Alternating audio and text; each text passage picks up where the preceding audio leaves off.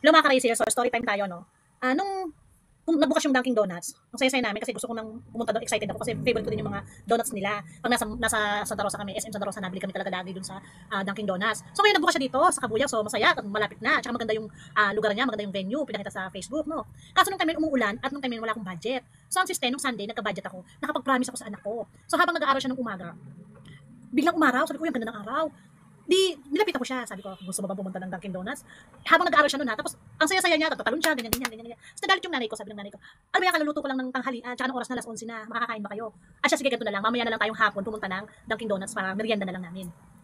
Tapos, edi eto na, nung hapon na biglang umulan, oh my God, paano to? Naawa na rin ako sa anak ko kasi hindi ko naman siya nailalabas lagi. Tsaka most of the time lagi lang SM yung napupuntahan namin. Tapos ang dami ko na rin na-promise sa kanya na hindi ko natutupad. So sabi ko, maliit na bagay lang to. Sabi ko sa kanya, sige, Dunkin Donuts kita. Tapos nung hapon akala niya hindi natuloy kasi umuulan. Di eto na, nagpunta na kami. Sabi ko, oh, magbihis ka na, punta na tayo ng Dunkin Donuts. Niya saya-saya. So ako, first time kong pumunta doon, excited ako. Tapos nag video ako doon, ganyan, nag-vlog kami ng anak ko, saya-saya namin. Ang dala kong pera, budget kong dala is 2,500. Kasi hindi ako nagdala ng maraming pera eh. 2,500 yung dala ko. Tapos sabi ko, yung iba doon, pamimilin ko ng pantry niya kasi baon sa school. Tapos nung nandun na kami sa counter, so ako kasi naka-ano pa yung cellphone ko noon eh, naka-on pa. Tapos sabi ko, ay, ito ba, meron ba itong discount? Dala-dala ko yung solo parent ID ko. Ay mo, wala po kaming solo parent discount. So, ang ginawa ko, hawak ko yung 1,000, tapos ito yung solo parent ID ko, pinasok ko sa loob ng bag ko. Tapos, binayad ko yung 1,000. Tapos, sabi niya, ma'am, ano po ang gusto niyo? Di pinili-pili kong ganyan. Ma'am, 420 po. Tapos, okay, 420. Binigyan ko siya ng 1,000. Tapos, sabi niya, naghanap siya sa akin ng 20 pesos. Sabi niya, ma'am, may 20 pesos po kayo. Oh, meron akong 20 pesos. Dumukot ako ng 20 pesos, ibinigay ko sa kanya. Nawala na sa isip ko yung sukli niyang 600. Kasi, ang focus ko, pipili ako ng donuts na half dozen kasi yun yung ilalagay sa box. Tapos siya, sinusulat niya yung mga gusto kong donuts. Tapos sabi niya, yung in-order ko na half dozen, ano yun? Ma'am, pwede na po kayo na lang pumili doon. Okay, sabi ko na niya. So ako, pupunta na doon, wala na talaga sa mind ko yung sukli ko. Tapos, di eto na. Sabi ko, hindi nakakain kami, saya-saya namin, nag-vlog na ako. Tapos hanggang sa natapos na kaming kumain, at talagang blanco talaga ako. Hindi ko tinignan yung bag ko kung nandun yung sukli ko. Buti na lang, nasa akin ang resibo ko.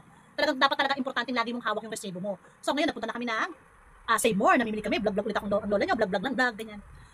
Nung nasa counter na kami, kinukuha ko yung sukli ko ng 600. Nasaan yung 600? Ang pera ko na lang sa bag is 1,500. So, sabi ko, 1,500. Talaga nag-doubt pa ako nung magkano talaga yung dalang pera, kung 2,000 lang ba o 2,500. Sabi ko, hindi eh. Ang alam ko 1,000 yung binayad ko sa Dunkin Donut. So, edi ito nangangatal na ako. Sabi ko, ano ba gagawin ko? Yung resibo, sabi ko sa anak ko, anak, yung resibo, bigay mo sa akin. Tapos nung kinuha ng anak ko yung receipt, tinignan ko, 1,000 nga yung binayad ko. Edi nawindang na ako. Sabi ko, pinagpapawisan na ako. Sabi ko, paano yun, ang daming tao sa Dunkin Donuts. Tapos nakakahiya, ako yung nahihiya. Ano ba gagawin ko? Pupunta ba ako doon? Tapos sabi ko, hindi, wag na nga, nahihiya na ako. Kasi syempre 600, saan mo naman kikitain yung 600 na yun? Eh, bilang solo parent, malaking pera na yun sa akin yung 600 na yun, di ba? Edi eto na, pagkabayad ko sa Save More, paalis na kami, bigla pa akong tinawag nung babae doon nung kahera, sabi niya, ma'am, yung SMAC niyo po, ayaw nga, ito na, thank you, nawimindang na kasi ako, di, lakad kami, umuulan pa nun. Pagpunta namin sa Dunkin Donut, doon ako dumiretso sa gilid, kasi ang haba ng pila, doon sa kahera, sabi ko, nahihiya ako. Ngayon, pumunta ako doon sa gilid, may nakita akong mga naka-white, may dalawang naka-white doon, parang trainee pa lang sila, tapos maraming naka-uniform na. Sabi ko, bebe, sabi ko ganyan, may CCTV ba kayo dito? Sabi, yes po ma'am. Tapos tapos nakakatalang yung kamay ko. Sabi ko, ito yung receipt ko. Parang hindi ako sinuklian ng 600. May 600 ako sukli. Tapos patingin naman, pasensya na, nangangatal ako. Sabi ko, kasi kinakabahan din ako. Kasi baka mamaya nagkamali lang ako, baka mapahiya ako, ganyan. Tapos, pumasok siya. Ay, ma'am, sandali lang to ha. Tapos pumasok yung naka-white. Tapos lumabas kasama na yung naka-orange na maliit na babae na medyo chubby. Tapos, parang manager yata siya. Tapos sabi niya, ma'am, bumili po kayo kanina dito. Opo, ito po yung andyan po sa receipt. Pakitingnan naman po kung okay lang po. Pakitingnan po yung CCTV kung nabigyan po ako ng 600. Okay lang po kung nabigyan ako kasi baka nagkakamali lang po ako. Di tinignan ni manager. Ang kamalian ko lang, hindi ko man lang natanong yung pangalan niya. Kudos po, shoutout po sa Dunkin Donuts Kabuyao. Kasi nawindang na talaga ako. Kasi sabi ko, ano ba yan? Sabi ko, nahihiya ako, naiwan, ganyan. Na talagang nawala na sa isip ko. So sabi niya, ma'am, upo muna kayo doon. Kaso, ang dami talagang tao. Walang akong maupuan. Tapos nakakita ko ng isang extra chair. Pinaupo ko ng anak ko. Ang anak niya ka lang muna. Tapos nung maya mo, ano ba to? Parang paunti na yung tao. Sabi ko, pero mahaba pa rin yung pila. Di nagkaupuan na kami. Sabi ko, magka 5 minutes na yata. Ano ba nangyayari? Meron pa ba ako makukuha? Makukuha ko ba yung sukli ko? Tapos, eto na.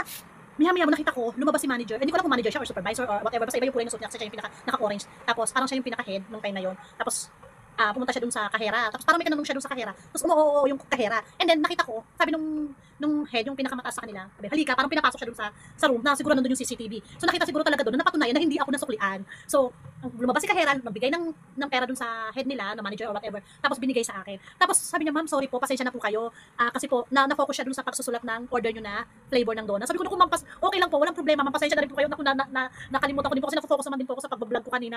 Thank you po talaga. So, maganda yung nangyari na yon kasi at least nabigyan agad ng action. Hindi katulad kasi alam ko sa iba hindi ganyan eh. Baka babalikin ka pa na, ay wala po kasi kaming access sa CCTV, ganyan. Buti na lang on the spot, tinignan talaga nila yung CCTV. Kaya sobrang thankful ako kasi nabalik yung 600 ko. So, kudos talaga, salamat talaga sa Dunkin Donuts Kabuyo branch. At sobrang sarap din ng donut nyo. Babalik talaga ako dyan. Kahit nagbe-bake ako, iba pa rin yung Dunkin Donut, no? Salamat at thank you sa pakikinig nyo sa akin. Thank you. Good luck sa Dunkin Donuts Kabuyo Laguna branch. Bye-bye!